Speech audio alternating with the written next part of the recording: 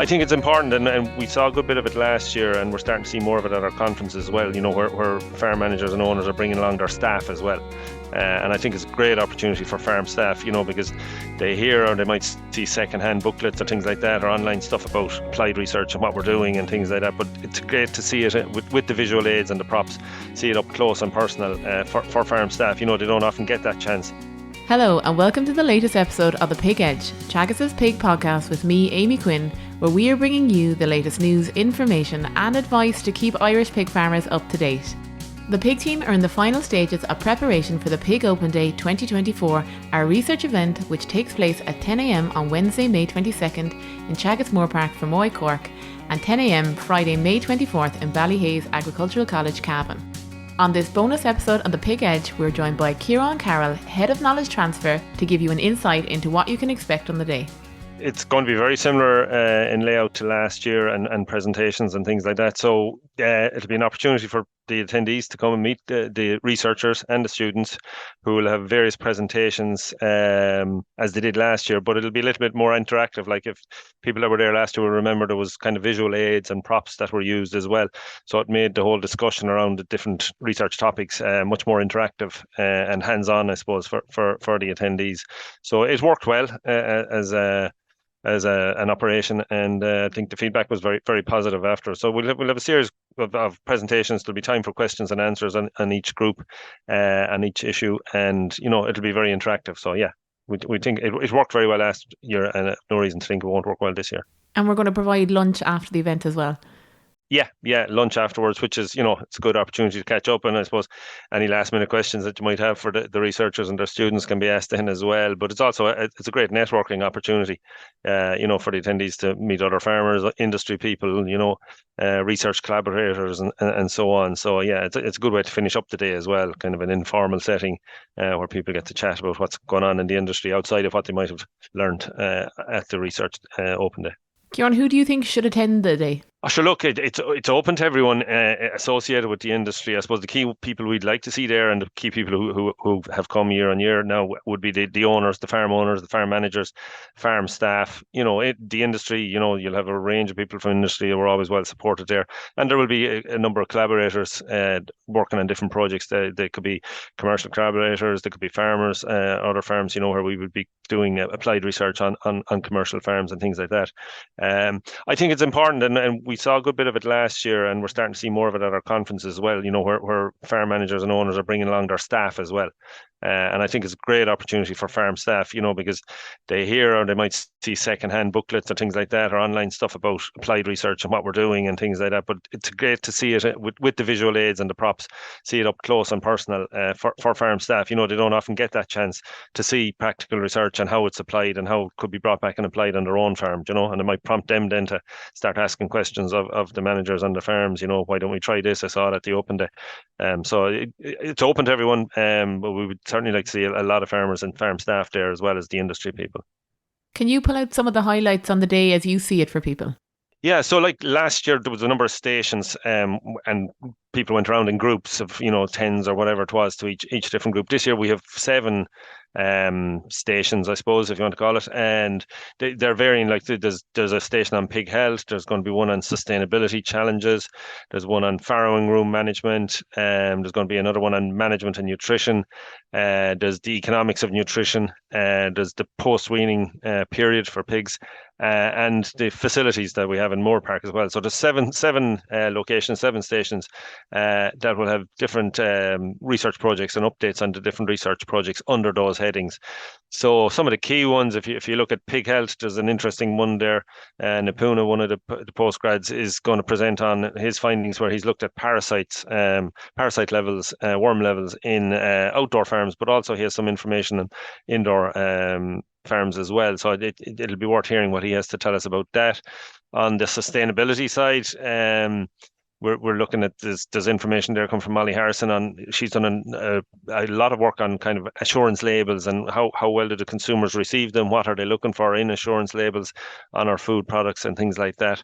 There's an update on water and water use on pig farms and how that our water footprint of pig farming, how we can reduce that. There's ideas around that. That would be on the sustainability side. In the farrowing rooms, then there's different things. There's creep feeding, always of interest. What's modern creep and starters and how are they impacting on weaning weights? Should be interesting. There's a little bit, there'll be posted there on enrichment, environmental enrichment. Not the easiest place in the world to provide enrichment. So there's some research on enrichment materials for farrowing rooms. If you move on to the management and nutrition area, you're looking at there's a number of things there. There's feeding liquid creep to diets, the cost implications of wet feeding, looking at the acid binding capacity. It's something that Paddy Lawler and his student Joe Glynn are looking at and are just starting on. So when we're in a post zinc oxide, post antibiotic world, the acid binding capacity of the diets and how we can use that then to help the piglet's gut develop as it matures and thrive in the absence of zinc oxide and antibiotics. And the economics of nutrition, there's going to be updates on the supplemental milk projects that have been going on over the last couple of years and the economics of that, and also the economics of wet feeding diets here and what we need to do to improve our returns. And then in the post-winning period, I suppose you could factor it in under the health, but it's also a post-winning issue is post-winning scour. And again, I mentioned in the world after zinc oxide and so on, we're likely to see more diarrhea, more scour in piglets. But I suppose the take-home message is not all scours are bad, and maybe not all scours are needing treatment. It's important to look at what other bacteria in the gut as well and how we can improve those relative to the detrimental bacteria. And then the feed facility or the Moorepark facilities, there'll be an update on the low emissions housing and the feed lab and some other ideas that we're looking at on the farm at the minute. So there's lots there for everyone, and up-to-date research from the researchers and our students. Ciarán, is any of the research on show on the day tackling some of the issues you might see out there on farms? Yeah, certainly. Okay, we've talked about this at our conferences and at our open days in recent years. Large litters, we're seeing bigger litters the whole time. So there will be a lot of interest on the whole area of supplementing milk. There's a poster there on supplemental milk post-weaning. But we've also looked at, feeding liquid creep as opposed to liquid milk or supplemental milk in the farrowing rooms. And that's something that will be of a lot of interest. It's a question you get time and time when you're out on farms nowadays. How do I maintain these large litters? How do I keep the pigs alive? And a lot of farms looking at supplemental milk or liquid creeps and things like that. So there's a lot of interest in that. Feed quality, the hygiene of feeding. Was actually at a meeting yesterday where the question on microbiological quality of feeds and the feed we're feeding our pigs, whether it's water quality is impacting on that or the quality of the diets. So there's an update on James Cullen. He's a postgrad. He's graduated now. He's a doctor, James Cullen, on wet feed hygiene. He had a little bit in that last year, but he's some further information to share this time around. And I suppose the one that's always there as well is the whole area of tails and how we're going to rear pigs with intact tails. That's an issue ongoing. There's risk assessments being carried out on the farms by the vets as they do their calls to farms. And Teagasc are trying to develop a new tails risk assessment that's more fit for purpose than the one that's currently being used. So we'll have an update on the research that Keelan O'Driscoll and Roberto D'Alessia have been looking at in that whole area. We had Tomás Ryan, research technologist who manages the Moorepark farm, talking us through the new low emissions building at last year's open day, and there was a lot of chat, I suppose, back and forth on it. Tomás, along with Aisling Holmes, the research technician on the unit, are back again this year with an update on this building and a bit more. Can you tell us a bit more about this?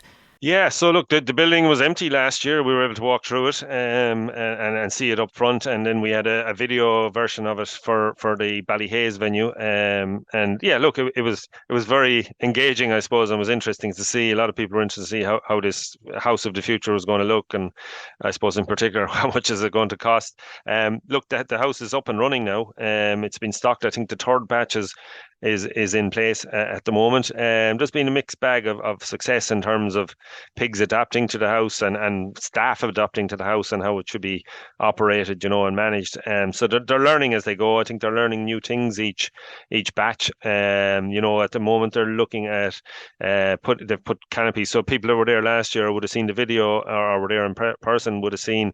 There's an indoor section, there's an outdoor section, which is all fully solid, and then there's a slatted section at the very end. So you have 3 zones: a lying area, and eating and engaging with the enrichment area and drinking, and then there's a dunging area. Mixed success in terms of getting pigs used to the indoors. So they're trying different things like canopies in the indoor area to create a little microclimate for the pigs in there, or mats under the pigs to improve the environment for the pigs and try and encourage them to get used to the indoor side. So Tomas and Aisling will have updates on all that and how that is working. Hopefully we'll have some information as well on feed intakes, and how does that compare with conventional rooms in Moorepark, finisher rooms in Moorepark, because they're outdoor now, are they colder? Are they eating a bit more? There would be a lot of questions around that and a lot of interest in finding out that. And I suppose the cost benefits, and at the end of the day, it was an expensive house to build. So if it is going to be the house of the future, how much is it going to cost, and are farmers going to be able to afford it? That's the key area they'll be interested in from that. Other things, then they've a new recording or herd management system, Leo system. So they'll give us an update on that and how it records everything that goes on in the farm.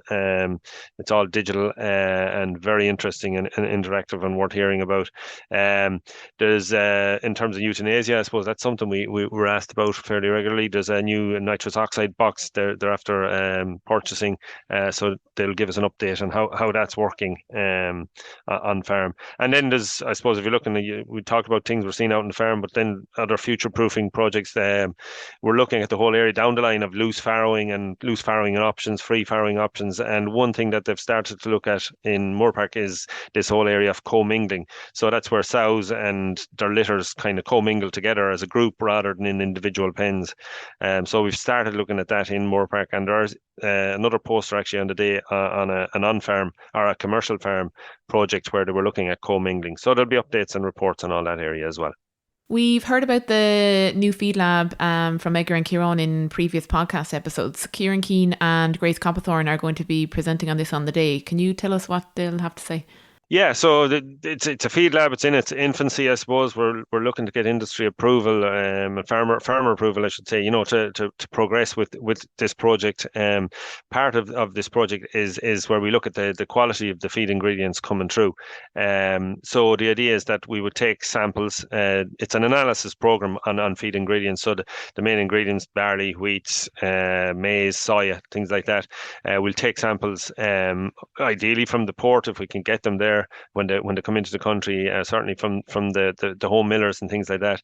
Do an analysis on the quality of the ingredients and see, is there variation in there, and if there is, that's not necessarily a bad thing, but at least if we know what's in the grains and so on in the soya, we can alter our diets if we need to. So if you got a soya that's lower than you're kind of expecting in terms of protein percentage, you can alter your feed formulation to make sure that you're feeding the optimum diet for the pigs. So it as well as kind of gauging what sort of quality is coming in, it can also help us to formulate our diets better, and then we'll support that with wet chemistry as well. So the analysis is done using the NIR, near infrared resonance machine, and we'll support that then with wet chemistry, where we do the actual lab analysis on the ingredients as well, just to calibrate everything and have it as a reference source going forward. So yeah, Ciarán and Grace will give us an update on how that's progressing. They have been doing some samples, so they'll have some information on the sample analysis that they're finding to date from the ingredients they've gotten off some farms to date. So yeah, an interesting project, and interesting to see how it evolves. Thanks, Ciarán. A lot to hear and a lot to see on the day, really. Yeah, it should be. And look, as we say, it worked really well last year. Earlier start, but the lunch afterwards as well certainly seemed to bring the crowds as well. And it's a great opportunity. Industry we don't get too many opportunities like this to meet as pig producers and pig industry people together. So I'd encourage everybody to come along and bring as many staff as they can afford to bring on the day to see what we have to show them. Thanks, Ciarán. No bother. Thanks, Amy. I think we'll leave it there, and all that's left to be said is we look forward to seeing you there, whether it be on the 22nd or the 24th. That's it for this episode of The Pig Edge, and thanks to Ciarán for joining me on the show. Don't forget to listen and follow on Apple, Spotify, or wherever you get your podcast from so you never miss an episode. And for more information from the Pig Development Department, go to teagasc.ie/pigs. I'm Amy Quinn. Thanks for listening.